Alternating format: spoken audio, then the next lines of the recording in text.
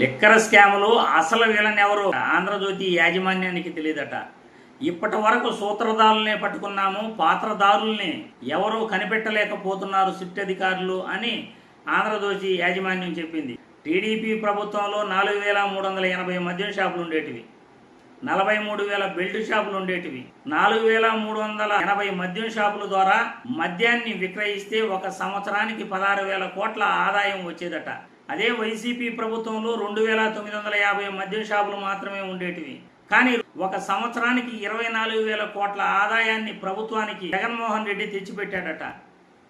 ఎక్కువ షాపుల ద్వారా టీడీపీ ప్రభుత్వం ఎక్కువ విక్రయాలు చేసి సంవత్సరానికి 16,000 కోట్లే ప్రభుత్వానికి ఆదాయం తెచ్చిపెడితే, వైసీపీ ప్రభుత్వంలో తక్కువ షాపుల ద్వారా 24,000 కోట్ల ఆదాయాన్ని తక్కువ విక్రయాల ద్వారా జగన్మోహన్ రెడ్డి తెచ్చిపెట్టాడు.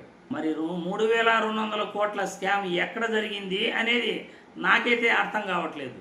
ఇప్పుడు టీడీపీ ప్రభుత్వంలో సంవత్సరానికి 16,000 కోట్లు ఎక్కువ మద్యం షాపుల ద్వారా అమ్మారు. వైసీపీ ప్రభుత్వంలో తక్కువ మద్యం షాపుల ద్వారా 24,000 కోట్లు అమ్మారు. ఈ డిఫరెన్స్ చూస్తే దాదాపు 32,000 కోట్లు టీడీపీ ప్రభుత్వంలో ప్రభుత్వానికి నష్టం వచ్చింది. ఈ ఆదాయాన్ని టీడీపీ ప్రభుత్వం ఎవరు జోబిలోకి పంపింది, ఎవరు ఇంట్లోకి పంపింది అని నేను ఈ వీడియో ద్వారా ప్రశ్నిస్తున్నాను.